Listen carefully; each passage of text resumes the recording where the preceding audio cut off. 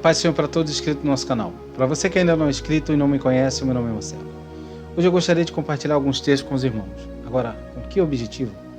Nós vamos compartilhar esse texto. Com o objetivo de incentivar os irmãos a dar boas razões para os irmãos perseverar na prática do bem, para que nós venhamos a continuamente estar fazendo o bem. E o primeiro texto se encontra lá na carta do apóstolo Tiago, capítulo 4, verso 17, que diz assim: refleti sobre isto, pois quem sabe que deve fazer o bem e não o faz, comete pecado. Bom, aqui o apóstolo Tiago, o primeiro objetivo dele é nos levar a refletir sobre algo. E ele, na sequência, ele diz qual é esse algo que ele deseja que nós reflitamos sobre a prática do bem. Ele deixa bem claro que aquele que sabe que deve praticar o bem e não faz, comete pecado.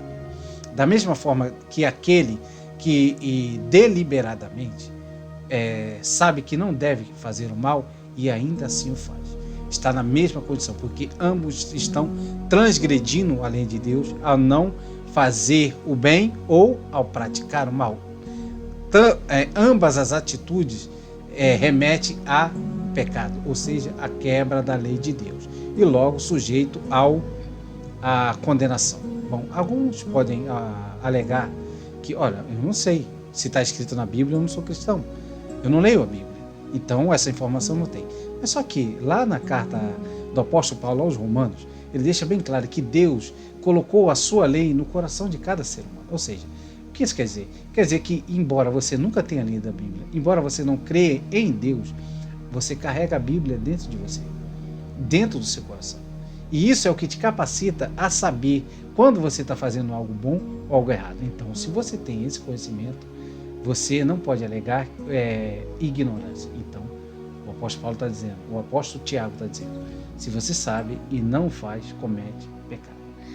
Então, essa é a primeira razão que eu gostaria de nos dar para que nós perseveramos em fazer o bem. A segunda razão se encontra lá na mesma carta do apóstolo Tiago, só que dessa vez no capítulo 1, versículo 26 e 27, que diz assim, versículo 26, se alguém se considera religioso, mas não refreia a sua língua, engana-se a si mesmo, sua espiritualidade não tem valor real algum.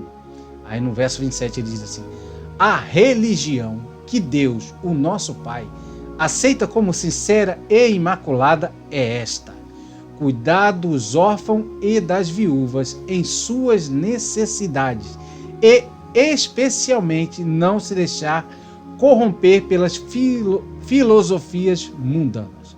Bom, aqui esse recado é para aqueles que se consideram religiosos.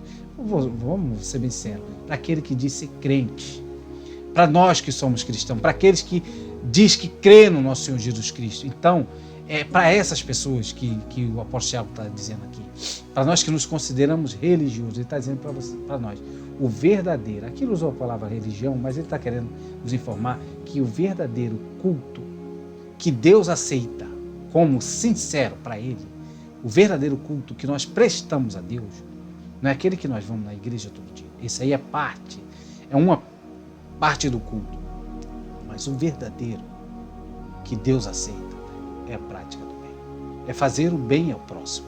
Esse é o verdadeiro culto que aquele que diz que acredita no nosso Senhor Jesus Cristo presta a ele. Aí ele continua dizendo, e especialmente não se deixar corromper pelas filosofias mundanas. Por quê? Porque para o mundo eles têm várias desculpas engatilhadas para não fazer o bem.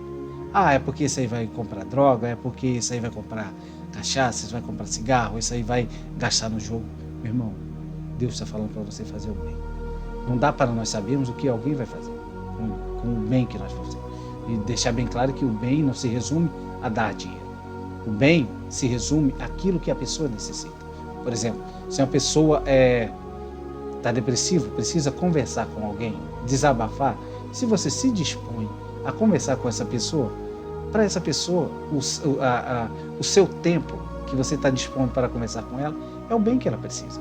Se alguém está precisando de roupa e você pega das suas, ou se melhor ainda, se você puder comprar uma nova e dar para essa pessoa, esse é o bem que aquela pessoa está precisando.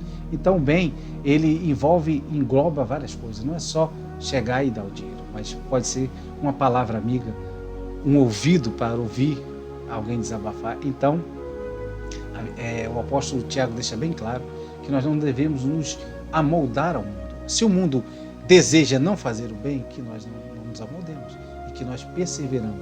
Se nós nos achamos crentes em Cristo Jesus, ou não precisa ser crente, mas se você crê em Deus e quer de alguma forma agradar a Deus, a forma principal que ele aceita de ser agradado é que você faça o bem. Essa é a segunda razão.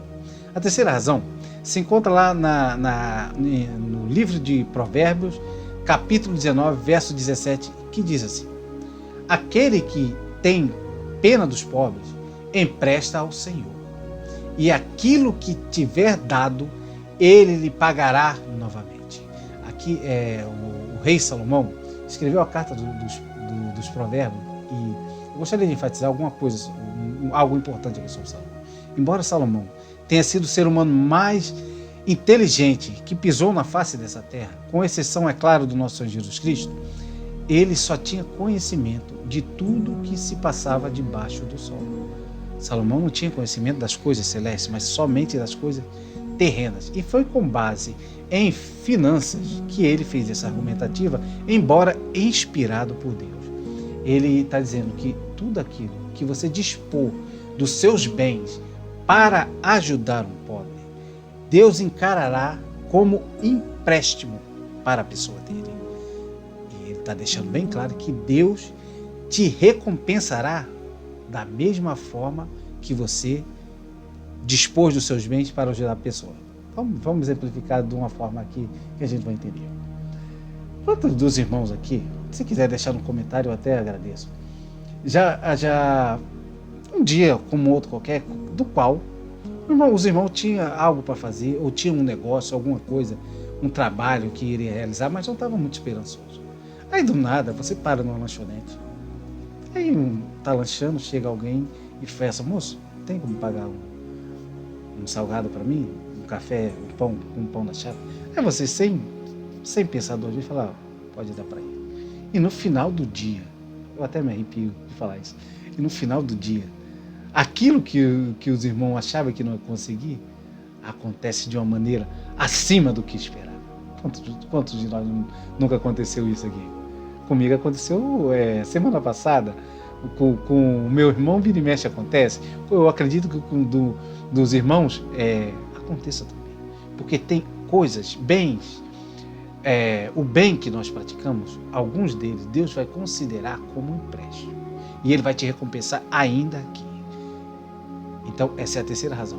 Se você faz o bem ao seu próximo, dispõe dos seus bens para ajudar o seu próximo, sabe uma coisa? Você está emprestando a Deus. E a Bíblia é bem clara em dizer que Ele vai te recompensar ainda aqui, nessa terra.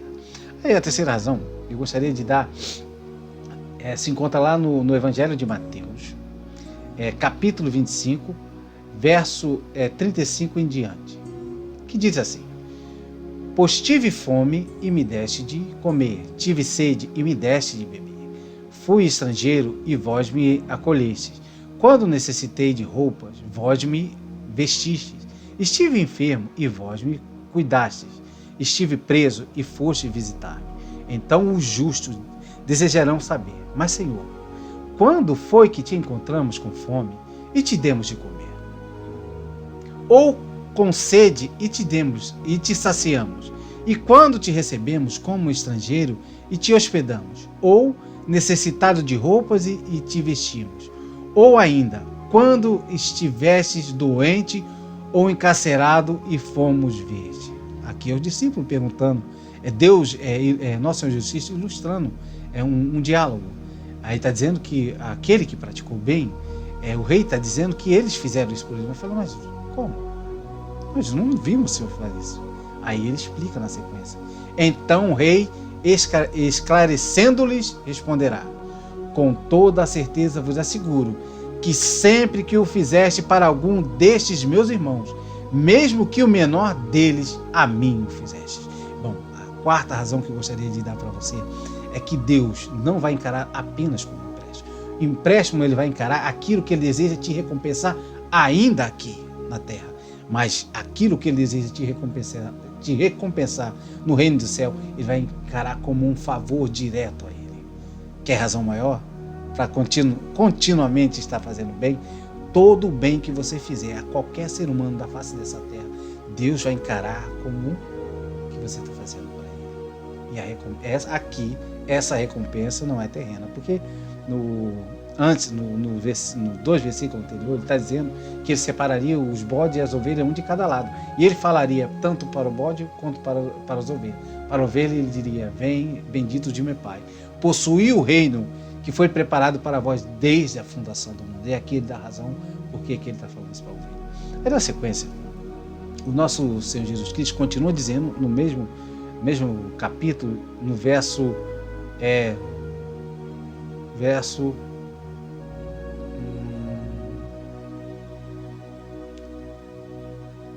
vamos lá, só um momento. 41 em diante, ele diz assim: mas o rei ordenará aos que estiverem à sua esquerda: malditos, apartai-vos de mim, ide para o fogo eterno, preparado para o diabo e os seus anjos, porquanto tive fome e não me deste de comer, tive sede e nada me deste de beber, sendo estrangeiro não me hospedaste, estando necessitado de roupas não me vestistes, encontrando-me enfermo e aprisionado não foste visitar-me. E eles também perguntarão: mas Senhor, quando foi que te vimos com fome, sendo estrangeiro, necessitado de roupas, doente ou preso e não o auxiliamos? Então o rei lhes sentenciará: com toda a certeza vos asseguro que sempre que o deixaste de fazer para algum destes meus irmãos, mesmo que o menor deles, a mim o deixaste de fazer. Quinta razão por que nós devemos fazer o bem ao próximo. Porque se você notar que alguém está necessitando que você faça o bem àquela pessoa, e você ainda assim se resguarda ao direito de não fazer, saiba que Deus vai encarar. Primeira coisa, não vai haver recompensa porque você não vai fazer nada para ser recompensado aqui, mas haverá um castigo eterno, porque Deus te sentenciará, está lá em cima, juntamente com o diabo, ao fogo eterno, ao inferno. Por quê? Porque quando nós vemos alguém necessitado e não o ajudamos, estamos deixando de fazer para Deus. E isso aí resultará em condenação eterna. Diante de tudo que foi exposto agora, eu gostaria de terminar a conversa que se encontra lá na carta, lá no mesmo Evangelho de Mateus, capítulo 5, verso 42, que diz assim: dá a quem te pedir, e não te desvie de quem deseja que lhe empreste. Então Deus está deixando bem claro. Por todas essas razões que nós falamos lá em cima, nosso Senhor Jesus Cristo encerra dizendo assim: dá a quem te pedir. Porque aquele que está te pedindo, ele necessita de algo. E se você ajudar esse cidadão que está te pedindo ajuda, eu vou encarar como um empréstimo para te abençoar, ainda aqui nessa terra, mas também vou encarar como um favor pessoal à minha pessoa e vou te recompensar ainda mais, concedendo a você o reino do céu. Então, está aqui.